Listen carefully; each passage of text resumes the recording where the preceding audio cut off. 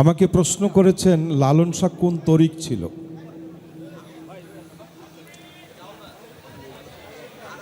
তো তরিকের কথা যখন বলবো তখন লালন একটু আলাদা হয়ে যাবে।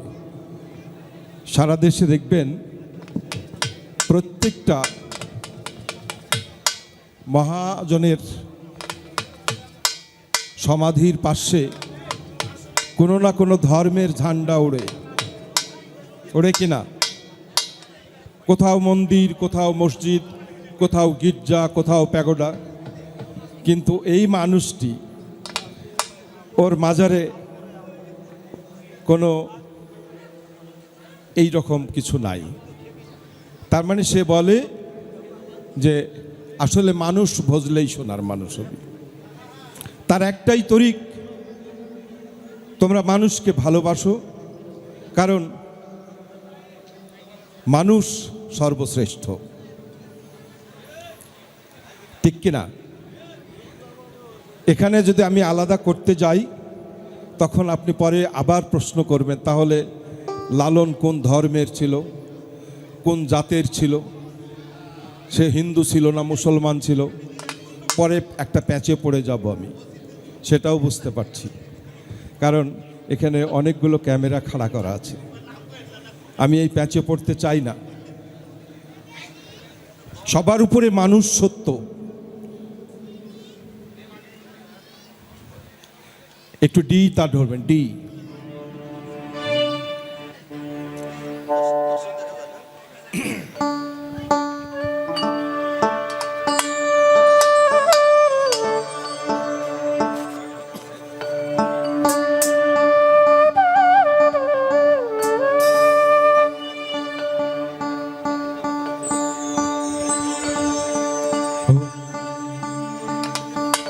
তবে গানের মধ্যে ইশারায় ইশারায় যখন যে ইশারা দেয় মনে হয় যেন লালন এই ধর্মেরই।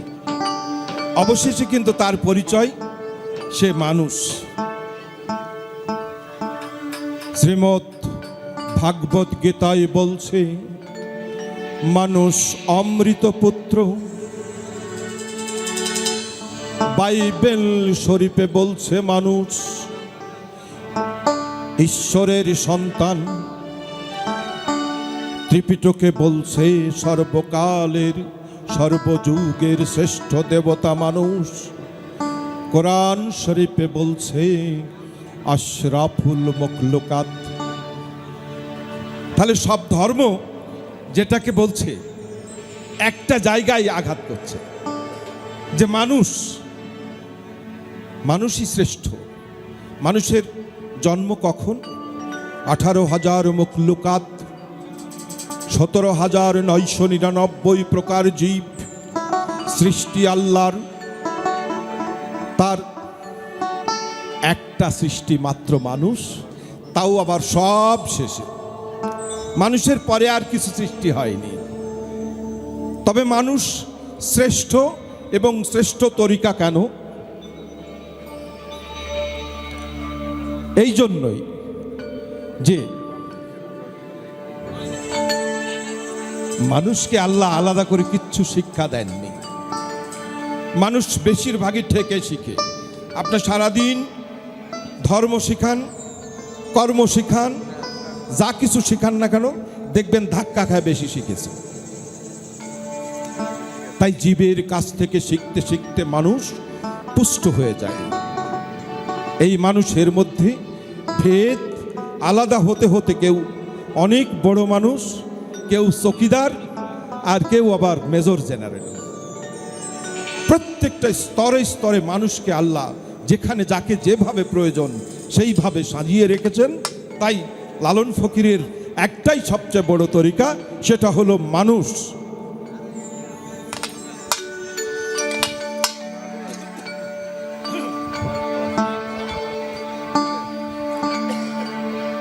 রাসূলের দিন সত্য জানো,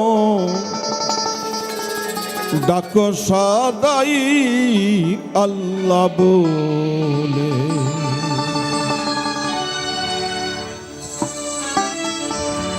হলো না মন কারো ভোলে,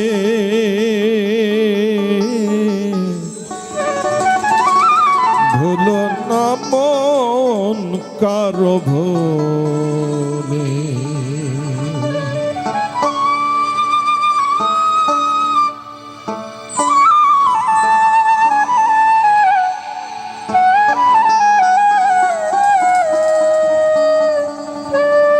খোদা প্রাপ্তি মূল সাধনা আমার রাসূল বিনা কেউ জানে না। খোদা প্রাপ্তি মূল সাধনা আমার রাসূল বিনে কেউ জানে না। জাহের বাতে উপাসনা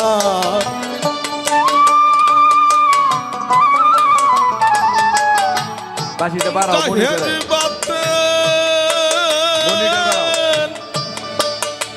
আবার জাহের বাতে উপাসনা রাসূল হতে প্রকাশিলে হলো না মন কারো ভোলে, ভুলো না মন কারো ভোলে।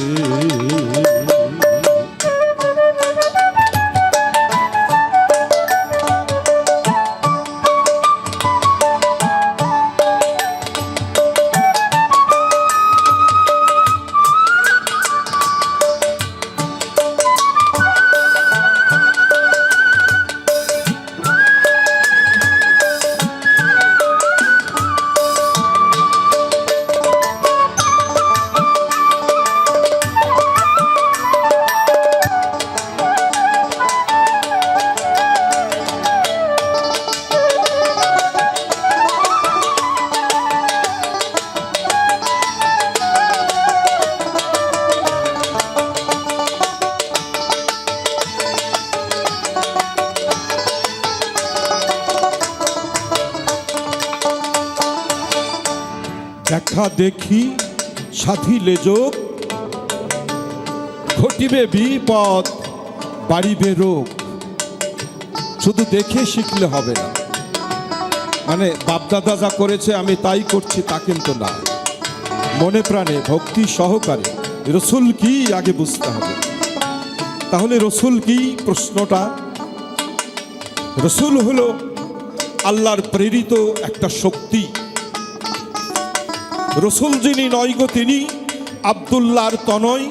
আগে বোঝো পরে মজো, নইলে দলিল মিথ্যা হয়। রসুল কারো জন্মে কারো গর্ভে কখনো জন্ম হয় নাই, কাউকে কখনো জন্ম দেয় নাই। রাসূলি শক্তি, রসুলি শক্তি এসেছে কখন? নবীর উপরে, ঠিক নবুয়তের পরে। এই শক্তি মুর্শিদ রূপে ভক্তের কুলে কুলে সারা জীবন ঘুরছে। আজকে যার দরবারে এসেছি এই শক্তি অংশ এবং অংশীদার তিনিও, যে রাসূলের দিক অনুসরণ করে। এই রাসূলি শক্তি হলো সবচেয়ে আল্লাহর প্রিয় এবং সবচেয়ে বড় শক্তি। দেখা দেখি সাধিলে যোগ ঘটিবে বিপদ বাড়িবে রোগ। যেজন হবে শুদ্ধ সাধক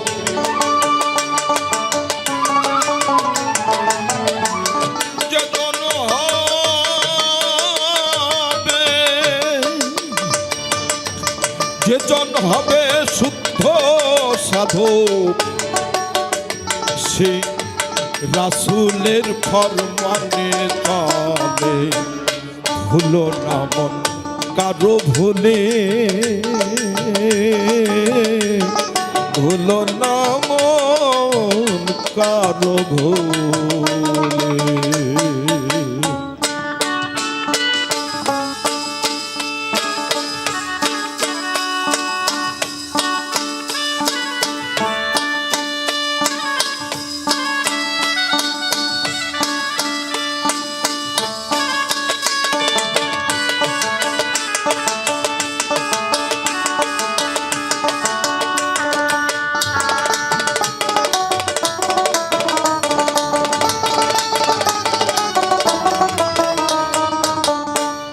অপরকে বোঝাইতে তামাম করেন রাসূল জাহেরা কাম।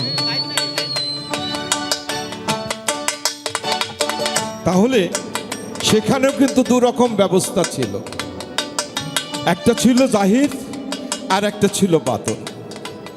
জাহের যাকে বলা হয় তাকে কখনো বাতুনির কথা বলা হয়নি। এখন যদি বাচ্চাদের সাথে আমি বাতুনির গল্প করি হবে হবে না, কিন্তু আপনি আমি এক ব্যাপার, কিন্তু এই তরুণ একটা ছেলে তার কানে এই কথাটা দেওয়া ঠিক হবে না।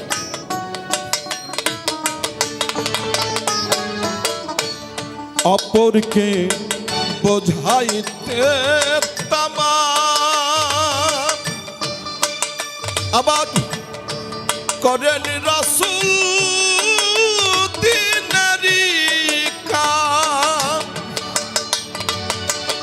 অপরকে বোঝাইতে তামাম করেন রাসূল দিনারি কাম। বাতুনে মশগুল মোদাম, বাতুনে মশগুল মোদাম কারো কারো জানাইলে হলো না মন কারো ভুলে,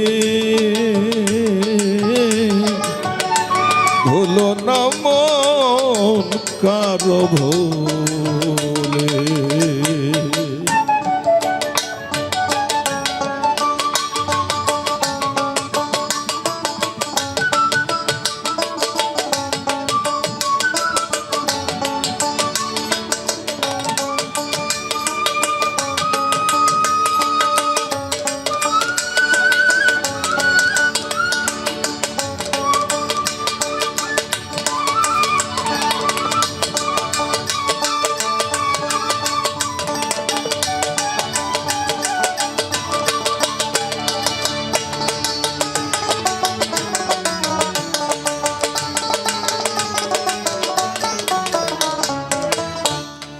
দিনা বলেছে আলিফ দিয়ে মারো টোকা লাগবে গিয়ে মিমের গায়ে।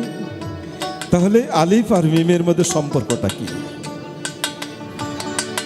সুন্দর একটা সম্পর্ক আছে নিশ্চয়ই। সেই সম্পর্কটা হলো কি? একটা হলো আহাদ আর একটা হলো আহম্মদ। আহাদ ওর সাথে যদি মিম লাগিয়ে দাও তাহলে আহম্মদ হয়ে যাবে, আবার আহম্মদ থেকে মিম সরিয়ে নিলে আহাদ হয়ে যাবে। দুটি আলাদা আলাদা বিষয়। যখন এক জায়গায় করব তখন হয়ে যাবে আশেক মাসেক আর মাসেক আশেক। আর আশেকের মাসেক যখন একাকার হয়ে যায় তখন কে পরম আর কে পরম আত্মা এটা কিন্তু বোঝা যায় না, দুটিই পরম হয়ে যায়। তাই যে রূপ মুর্শিদ সেই রূপ রাসূল, যে ভজে সে হলো রে মকবুল। আপনি বলেন তো, আচ্ছা কথা বলে কি বিরক্ত হচ্ছেন না? যে আল্লাহ এবং আল্লাহর রসুল দুটি বিষয়কে যখন আলাদা আলাদা করে দেখব তখন মাঝখানে বিশাল ফাঁকা হয়ে যায়। বিশাল ফাঁকা হয়ে যায় বিধায় দেখবেন ধর্মের আস্তে যতগুলো স্তর আছে, মানে গোত্র আছে, সব কিছু ছেড়ে দিতে পারে। দেখবেন রাসূলকে ছাড়ে না। ছেড়েছে? কোনো গোত্র ছাড়বে না। ওইটা পুঁজি করে ওইটাকে দিয়েই আমরা সামনের দিকে আগাই। কারণ হলো যে ওইটা যখন আল্লাহ থেকে আলাদা করে দেব, আল্লাহ কি আমরা নিজেরাও বুঝবো না। তাই আল্লাহ এবং আল্লাহ রসুলকে যদি জুদা করে দেখি তখন আলাদা হয়ে যায় দুইজন। কারো পরিচয় তখন স্বকীয়মান বহমান ধারণ করতে পারে না, স্বকীয়মান থাকে না।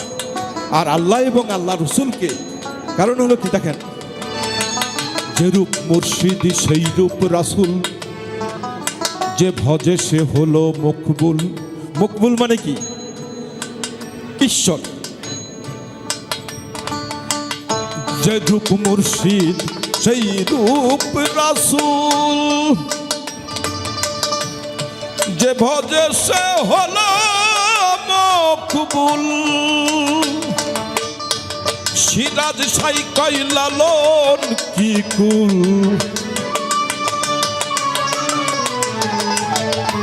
সিরাজ সাই কয় দরবেশ, সিরাজ সাই কয় লালন কি কুল। পাবি মুর্শিদ না ভজিলে হইল না মন কারো ভুলে, ভুলো না মন কারো ভুলে। রাসূলের দিন সত্য মানো, রাসূলের দিন, আবার রাসূলের দিন সত্য মানো, ডাকো সদাই আল্লাহ বলে, ভুলো না মন কারো ভুলে, ভুলো না মন কারো ভুলে।